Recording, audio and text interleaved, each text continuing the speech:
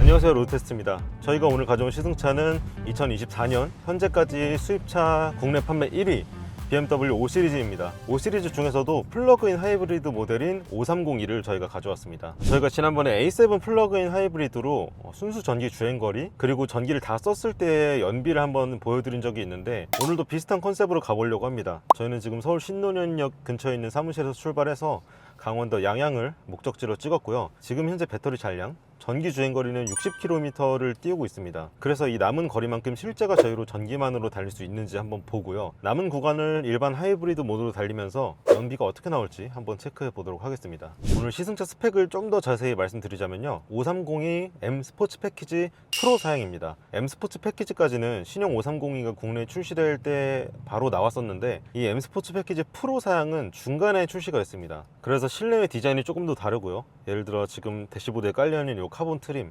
그리고 휠 안쪽에 있는 빨간색 브레이크 캘리퍼, 또 어댑티브 서스펜션이랑 인테그럴 액티브 스티어링 기능까지 들어갔죠. 인테그럴 액티브 스티어링은 후륜 조향 기능입니다. 그리고 이 안전벨트에 있는 이 M 컬러, 이 스티칭이랑 조금 더 고급 사양의 주차 보조 시스템까지 들어갑니다. 여기다가 이 시승차만의 약간 특별한 사양도 있는데, 지금 외장 컬러가 되게 멋있죠. 프로즌 그레이라는 컬러인데요, 이게 국내에 판매되고 있는 530이 M 스포츠 패키지 프로 사양에는 선택할 수가 없는 옵션이라고 하더라고요. 어떤 이유에서인지 모르겠는데 BMW 코리아가 이 옵션을 직접 적용을 해서 시승차로 마련을 해놨다고 합니다. 졸지에 실제 오너분들보다 좀 다른 사양을 즐겨보는 입장이 돼버렸어요. 이 무광 컬러를 제가 선택할 용기는 차마 없는데요, 그래도 적용되어 있는 모습을 보니까 확실히 멋있습니다. 제가 이 신형 5 시리즈의 디자인을 아주 좋아하는 편은 아니지만 M 스포츠 패키지 외관 그리고 프로 사양에만 들어가는 이 블랙 라디에이터 그릴 같은 검정색 포인트들, 여기에 무광 그레이 페인트까지 씌워 놓으니까 꽤 멋있습니다. 이 530이 신형이 되면서 스펙이 되게 좋아졌습니다. 일단 전기 모터 출력이 184마력이나 돼요. 그래서 지금 시내에서 전기 모터로 달리고 있는데, 가볍게 가속 페달을 밟기만 해도 그냥 전기차처럼 i5처럼 잘 치고 나갑니다. 그리고 최고 출력 190마력짜리 직렬 4기통 가솔린 터보 2.0 엔진을 넣어서 합산 최고 출력이 299마력입니다. 배터리 용량도 확 늘었죠. 전기차 배터리 스펙은 배터리의 총량인 그로스와 그리고 실제로 사용하는 구간인 넷 용량, 이 두 가지로 표기를 합니다.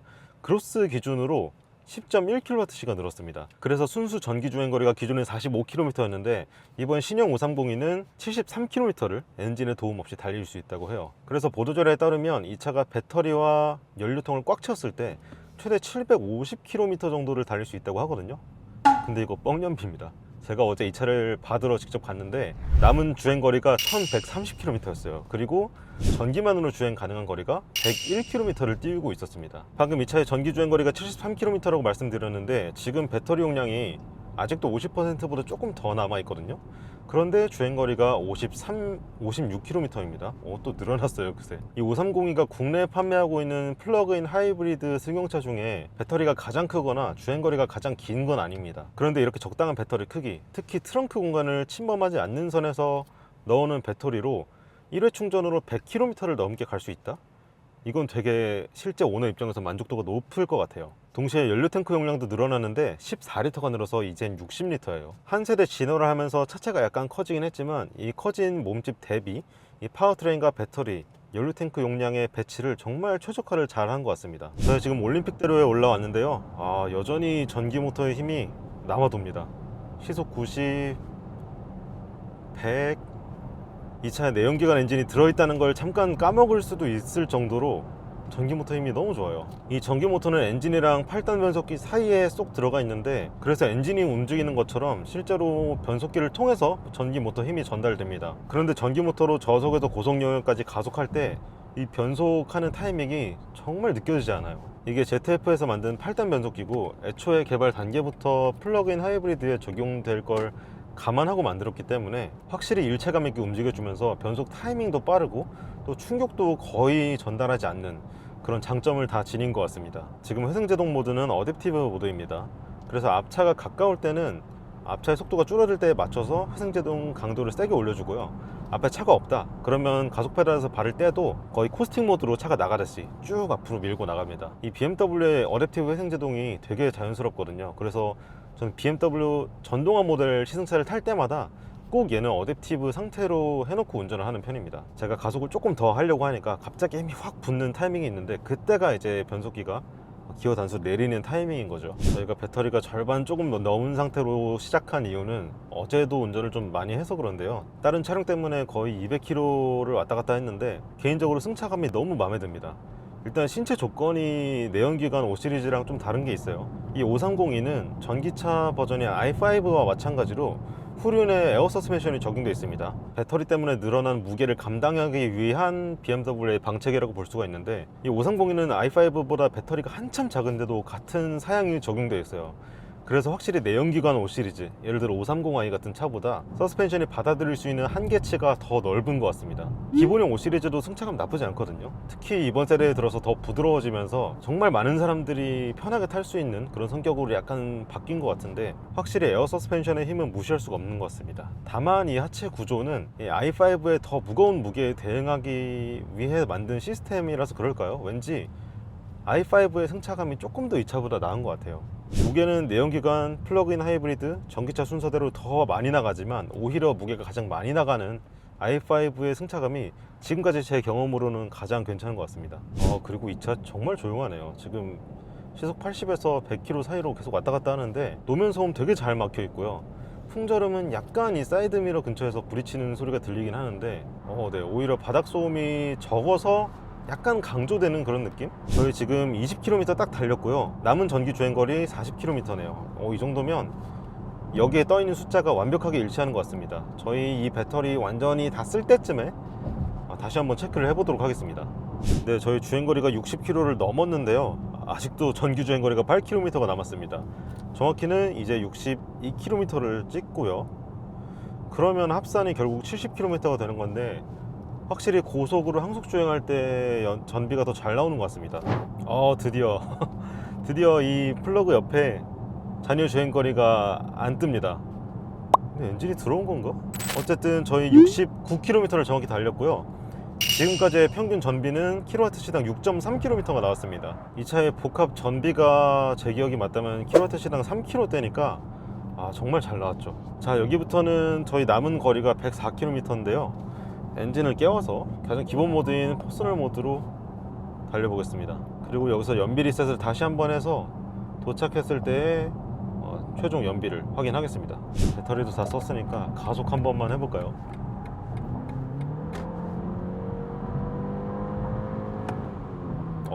너무 잘 나가. 저희가 몇 달 전에 탔던 A7 플러그인 하이브리드, 그 차와 비교하면 합산 최고 출력이 꽤 낮아요. 그 차는 367마력, 이 차가 299마력.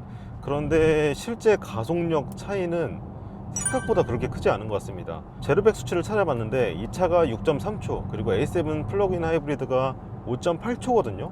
그런데 적어도 추월 가속만큼은 그 0.5초의 수치 차이, 그리고 68마력의 출력 차이는 그다지 느껴지지 않는 것 같습니다.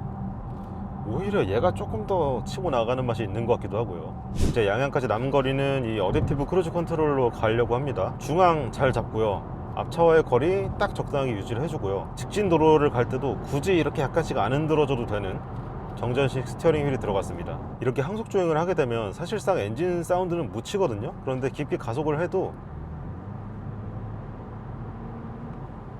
회전 질감이 되게 부드러운 편입니다. 그래서 어지간히 엔진 회전수를 높이지 않는 한 불쾌한 느낌은 정말 느끼기 힘든 것 같아요.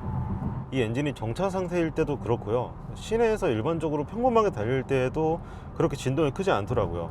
그리고 스티어링 휠이나 시트, 페달로 들어오는 진동 또한 되게 억제가 잘 돼 있었습니다. 심지어 스포츠 모드를 놓고 달려도 약간 기분 좋은 그런 카랑카랑함 정도만 전달할 뿐이더라고요. 대신에 이런 좀 안 좋은 노면들, 콘크리트 도로 같은 데 지날 때는 약간 이 피렐리 P0라는 고성능 타이어와 맞물려서 소음이 증폭되는 경향이 있는 것 같습니다. A7 하이브리드를 탔을 때는 그 차에 윈터 타이어가 끼워져 있어서 약간 소음이 더 크게 올라오곤 했었는데, 조건은 좀 다르긴 하지만 굳이 비교를 하자면 이 530e가 노면 소음 면에서는 약간 더 조용한 것 같습니다. 그리고 A7이 뒤쪽에서 좀 울리는 소리가 확실히 컸거든요. 그런데 지금 이 차를 타고 100에서 110km로 항속 주행을 할 때는 딱히 뒤쪽에서 넘어오는 소음이 막 신경 쓰이지는 않는 것 같아요. 이 고속도로를 쭉 순항하는 느낌, 요거 자체는 두 차가 정말 비슷한 것 같습니다. 530은 다부진 플랫폼에다가 에어 서스펜션을 끼운 요 조합이 되게 괜찮은 것 같고, 아우디는 워낙에 고속주행 느낌이 좋습니다. 적어도 같은 급 모델들 중에서는 아우디가 고속도로를 탈 때 느낌이 제일 좋았던 것 같아요. 고속주행 느낌이 이 정도로 전해드리고, 저희는 양양 목적지에 도착해서 최종 연비 체크해 보도록 하겠습니다. 네, 저희 목적지인 양양 사이클 경기장에 또 도착을 했습니다. 연비가 상당한데요. 저희가 배터리를 다 쓰고 나서 여기까지 이동한 거리는 105.4km고요 평균 연비가 리터당 18.4km가 나왔습니다. 물론 이게 순수하게 엔진만 가동해서 얻은 수치는 아닙니다. 중간에 배터리가 충전되면 또 틈틈이 보조를 해주고, 지금 왼쪽에 있는 숫자가 순간 연비인데, 저 순간 연비가 순식간에 70, 80까지 올라가는 순간이 있거든요. 그럴 때는 엔진이 힘을 거의 빼고 있다는 뜻이기 때문에 배터리를 다 써도 이 정도 항속 연비는 나온다, 알아두시면 될 것 같습니다. 저희 그럼 이제 다음 챕터로 넘어가 보겠습니다. 530의 마지막 시즌 코스 와인딩 로드를 좀 찾아왔습니다. 소비자분들이 E클래스, A6, 렉서스 ES 이런 차들 대신 5 시리즈를 사는 이유가 있죠. 아마 그 이유 중에 핸들링도 꽤 큰 부분을 차지할 거라고 생각합니다. 그래서 지금 와인딩 코스를 일부러 좀 찾아왔고요.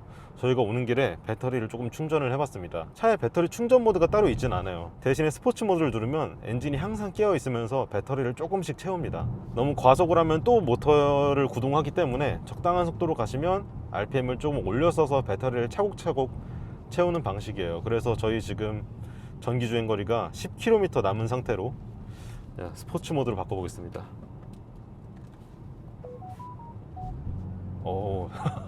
바로 반응이 바뀌죠. 그리고 변속 레버를 한 번 더 아래로 누르시면 변속기도 스포츠 모드가 됩니다. 한번 가보시죠. 소리가 지금 엔진 소리랑 아이코닉 사운드 있죠. 이 BMW 전기차나 또는 전동화 모델에서 나는 가상 엔진음, 가상 사운드라고 하죠. 이 소리가 같이 나네요.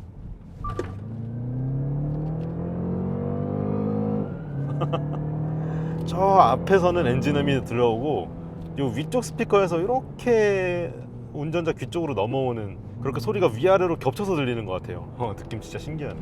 자, 여기서 왼쪽 시프트 패드를 당기면 10초 동안 최고 출력을 끌어냅니다. 이렇게 안정적일 수가 있나? 다운시프트도 너무 적극적으로 잘해주죠. 이거는 530E뿐만 아니라 530i도 스포츠 모드를 두면 정말 다운시프트를 적극적으로 하면서 언제든지 가속할 수 있도록 준비를 해줍니다. 진짜 재밌네요. 여기서 스포츠 모드를 들어가면 스포츠 플러스 모드까지 쓸 수 있거든요. 그렇게 하면 ESC의 개입을 약간 줄여주는 모드가 됩니다. 이번에 수동 모드 한번 써보겠습니다. 지금 변속기 스포츠 모드인 상태에서 양쪽 시프트 패드를 동시에 누르면요, 이렇게 M3라고 나오죠. 이제 수동으로 변속을 할 수 있습니다.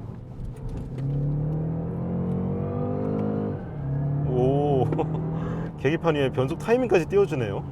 변속 속도도 나쁘지 않네요. 이 차가 본격적인 고성능 모델이 아닌데도 이 시프트 패들로 직접 변속하는 맛이 생각보다 있습니다. 변속할 때 툭 밀어주는 느낌까지. 저희가 작년 말쯤에 i5로 이 코스를 왔었거든요. 그때도 이 차 되게 잘 달린다 하고 재미는 있었는데 사실 약간 심심했습니다. 전기차잖아요. 좀 엔진 도는 소리도 있어야 되고 변속 충격도 있어주면 더 좋겠고, 그런 것들이 내심 아쉬웠었는데 이 530이가 그 모든 걸 해결해 주네요. 보통 플러그인 하이브리드라는 차를 소개를 드리면 그래도 애매한 차가 아니냐라고 말씀들을 하십니다. 완속 충전을 하지 않으면 효율이 떨어지고, 순수 내연기관보다는 확실히 비싸고, 완속 충전을 마음대로 할 수 있는 특정 타겟에게는 정말 매력적인 차지만 그 외에게는 사실 이거 엄청 좋아? 이거 사? 라고 마냥 추천할 수만은 없는 장르였죠. 그런데 1억짜리 차를 리뷰하면서 이런 말씀 드리기에는 좀 이상할 수도 있지만, 이 530에는요 동급 라이벌들에게 없는 핸들링 성능을 100% 누리고 싶은 분들, 하지만 전기차를 사기에는 마음이나 환경이 따라주지 않는 분들에게는 정말 좋은 선택지인 것 같습니다. 오늘 저희가 체크했던 전기 주행거리, 그리고 전기가 바닥났을 때의 항속 연비, 그리고 와인딩 코스에서 보여주는 운동 성능, 이런 것들을 합치면요, 저는 만약에 돈이 있다면 완속 충전을 못해도 너무 이걸 사고 싶을 것 같아요. 5 시리즈의 내연기관과 전기차 버전의 장점을 정말 잘 섞어 놓은 차가 이 530i가 아닌가 싶습니다. A7 플러그인 하이브리드랑 비교를 해볼까요? 일단 여러가지 편의 사양은 비슷합니다. 뒷자리만 봐도요, 뒷자리의 양쪽 온도를 따로 조절할 수 있고요, 뒷유리 선쉐이드도 있고요, 그리고 열선 시트 당연히 있죠. 그리고 스피커, 아우디에는 뱅앤올uf슨, 이 차에는 바워센 윌킨스 스피커가 들어가죠. 어제 오늘 음악을 틀고 다니면서 대체로 만족스러웠습니다. 승차감도 두 차 다 너무나 좋고요, 시내나 고속도로 어디에서도 운전 스트레스를 딱히 유발시키는 부분이 없는 아주 좋은 차들입니다. 다만 이 530이가 앞서는 부분은 배터리 용량, 그리고 트렁크 용량이죠. 특히 트렁크는 A7 같은 경우는 손해를 많이 봤습니다. 그 반면에 내연기관 5 시리즈와 똑같은 트렁크를 가지고 있는 5 시리즈가 실용성 면에서 더 뛰어난 것 같고요, 완속 충전이 용이하신 분들이라면 확실히 전기로 더 많이 갈 수 있는 530e가 매력적일 것 같아요. 다만 A7에게는 엄청난 무기가 하나 있습니다. 디자인이죠. 이 5 시리즈는 아직도 제 주변에서는 호불호 중에 불호가 조금 더 많아요. 그런데 A7 디자인 싫어하는 사람이 있나요? 저는 아직 한 번도 못 봤습니다. 요즘 BMW에는 이렇게 큰 파노라믹 디스플레이나 이런 공간 활용성을 좀 더 늘린 버튼들, 이런 크리스탈 레버 같은 예쁘장한 포인트들도 많이 들어가긴 했는데, 아우디의 실내는 또 옛것이지만 정갈하죠. 눈이 복잡하지 않습니다. 정말 명작이라고 할 수 있는 익스테리어 디자인이랑 정갈한 실내, 요 조합을 좋아하시는 분들은 아마 다른 단점들을 제쳐두고 A7을 구매하셔도 절대 후회는 없으실 거예요. 대체로 좋은 말씀 드렸는데 단점도 없진 않습니다. 일단 A7 얘기를 또 해보면 뒷자리는 A7이 조금 더 넓은 것 같습니다. 그래서 뒷자리에 키가 큰 분이 자주 앉는다 싶으면 아마 A7이 더 끌리실 수도 있고요, 이 센터 콘솔에 있는 크리스탈 다이얼 있죠, 이 부분이 햇빛 반사가 잘못되면 운전할 때 시야가 정말 기가 막힙니다. 한 손으로 이쪽을 잠깐 가리고 주행을 할 필요도 있을 만큼 이 해와 다이얼과 제 눈의 각도, 이 세 개가 거의 개기일식처럼 일직선상이 됐을 때 그땐 정말 앞을 보기가 힘듭니다. 네, 이렇게 BMW 신형 530이 시승기 전해드렸습니다. 5 시리즈가 사고 싶은데 전기차는 아직 두려운 분들, 그리고 내연기관 5 시리즈에서는 약간 손맛에서 아쉬움을 느꼈던 분들, 이 차 꼭 시승해 보셨으면 좋겠습니다. 영상은 여기서 마치고요, 저는 또 다른 차와 함께 돌아오겠습니다. 감사합니다.